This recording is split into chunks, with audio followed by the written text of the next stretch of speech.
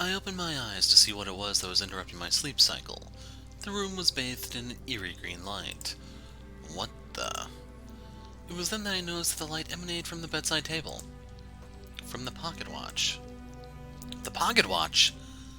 I fought against the sheets as they tried to hamper my progress, eventually freeing myself and grabbing the pocket watch. All the LEDs were now lit up green, and the little panels now show the numbers 24 and 42. This is the breakthrough I've been waiting for. I leaped off the bed and danced on the spot. We'll worry about that later. I couldn't bring myself to do it. My sense of caution had grown too strong recently. I tried to calm myself, to approach this with some semblance of reason, but my mind was in a whirlwind of thought. I had to speak to the voice of reason herself. She was probably on the bridge. Unsurprisingly, I found both Kimiko and Shizuka on the bridge, engrossed in their activities. Good morning. One moment, please. Captain, we're now beyond the black hole's ergosphere and should be largely out of its gravitational influence in approximately 8 hours. That is fantastic news, Shizuka. I've reconfigured the ship's route manually, taking into account fluctuations in gravitational pull. With no obstructions apparent on our long-range scanners, it should be smooth sailing from here out. Again, well done, Shizuka. Can I go back to bed now? No. Of course. You have earned it. Shizuka yawned, throwing her head back in an exaggerated exhaustion. Good night, Captain. And she just ignores me. Night, Shizuka. She wandered off the bridge and I approached Kimiko. Good morning, honey. Good morning, Kimi. She reached out to pull me into a passionate kiss. After what felt like a century, she relinquished her grip on me and placed her hands on my chest, just below my shoulders. Why are you not asleep? Do you miss me too much? Kimiko beamed. Actually, I came to seek your professional counsel. Oh? I removed the watch from my pocket, proffering it to Kimiko. She regarded it with awe as it sat in her hand, softly glowing. So it works? I don't know. I haven't pressed any buttons since the lights turned on. Kimiko nodded in approval. If there is any doubt in your mind or gaps in your knowledge, it is wise to delay action for the time being.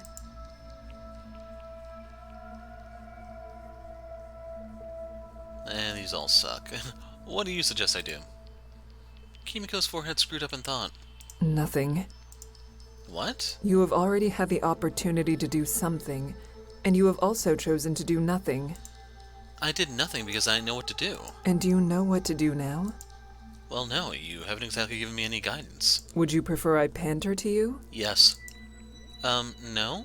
Just like you, I am not sure what the correct course of action here would be, and so I would not press the button. How about we set some rules? Rules? I'm not following, sorry. The pocket watch is currently active, but we are not going to press the button. But perhaps if the right conditions were met, we should. I'm starting to see what you're getting at. If one of us loses the deletion game today, that person should press the button before the execution, in the hopes that it will save us. I nodded in agreement. Until we are face to face with certain death, I am not willing to risk you, to risk us. And if it doesn't do anything? Then I am thankful for the night we spent in each other's arms, and will die a happy woman. I smiled, the urge of the night before still fresh in my mind. From the look on your face, you will be dying a happy woman too. I was still shocked at how forward she was now that there was nothing between us anymore. Moments later, Kimiko transitioned back to the role of stern captain. The game will be occurring later today. It would be best that you rest up beforehand. I need that brain of yours at peak performance. And what about you? I am well rested. Besides, someone should stay here to ensure we avoid being sucked into a black hole. I honestly think... No arguments. I was just about to say that I think I'm going to sleep on your side of the bed, and there's nothing you can do about it. I stuck my tongue out at Kimiko playfully, then turned and ran before she could react. Kimiko's room was much like mine. The only difference was that she had the luxury of an adjoining ensuite. Must be nice not having to leave your room to take a shower. I slid onto her side of the bed, smiling as if taking part in something devious before slipping the pocket watch into the bedside table drawer. The pillow next to my head smelled like Kimiko, a sweet mix of vanilla and strawberries. I inhaled deeply, savoring the moment. That was our room. Di, is that you? Wake up, boring sleepyhead. See, this is the correct room.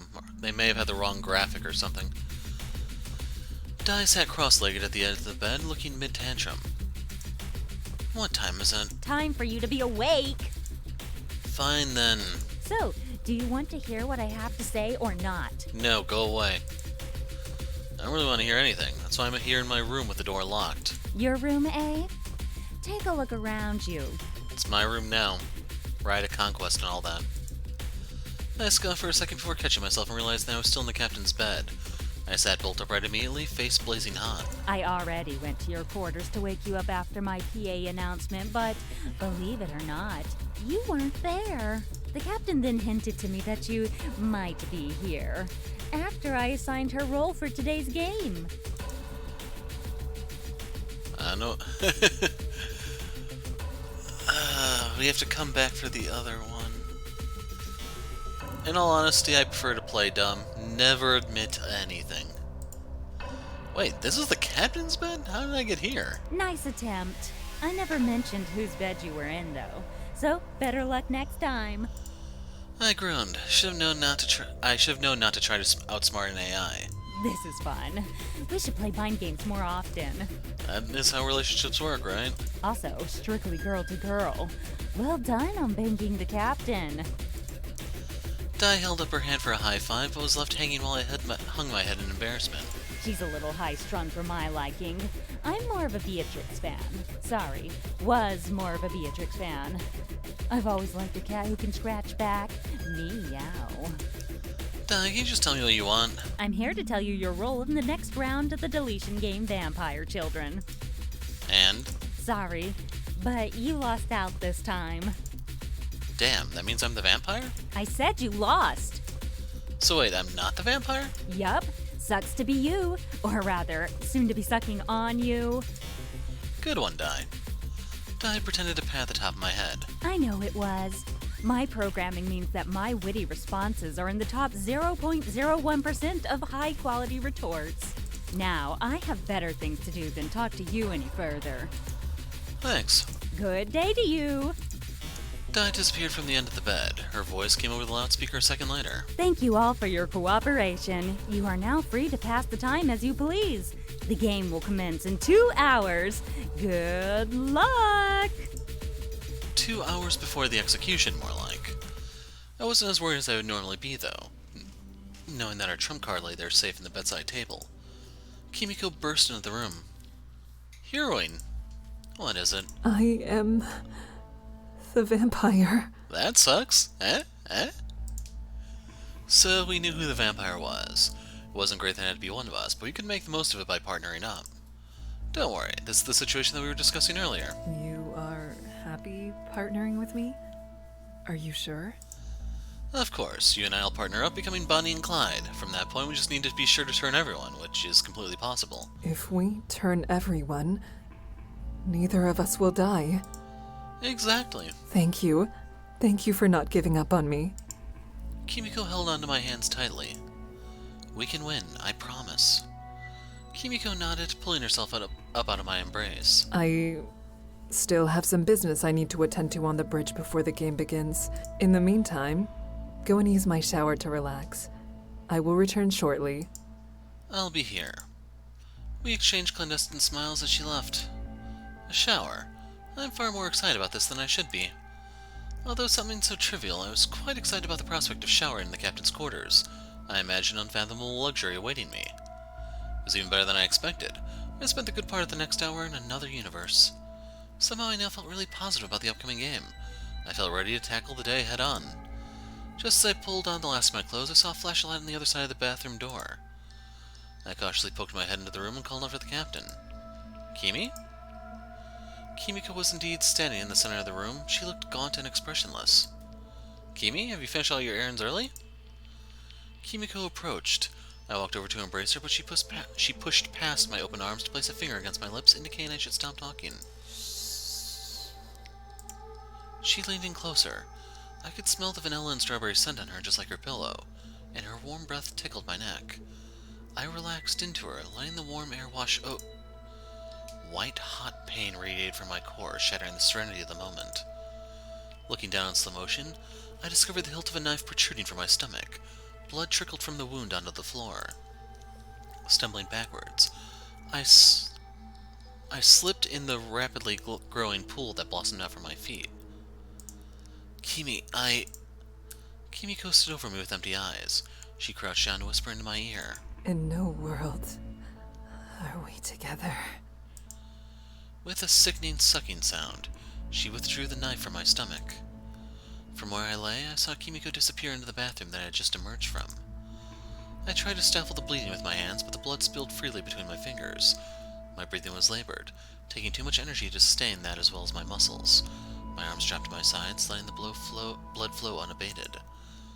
I knew that I must be close to death, because I could have sworn that I saw Kimiko come into the room via the main entrance, right after she went into the bathroom that had only one exit. I was surely hallucinating. No!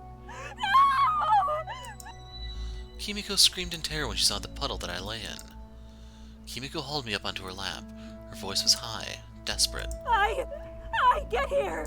She's not in right now. Can I take a measure? What the hell, Captain? Get Nicholas! Now!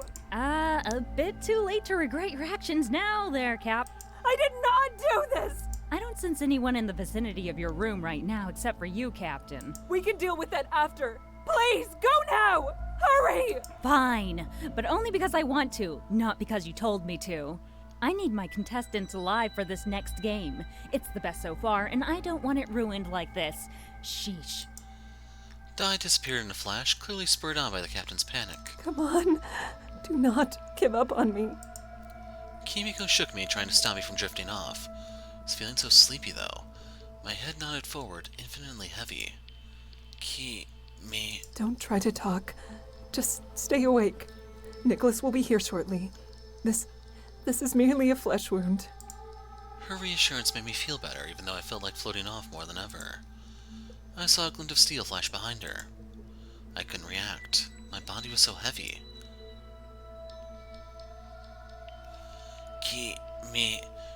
Behind... My words of warning never made it past my lips. I couldn't move a muscle to save her, even though she was easily within arm's reach. The approaching wave of darkness washed over me, blissful and cold. So real quick, if you want to see the timeline... we're in Boy Route right there. There we go. So we need something here to survive.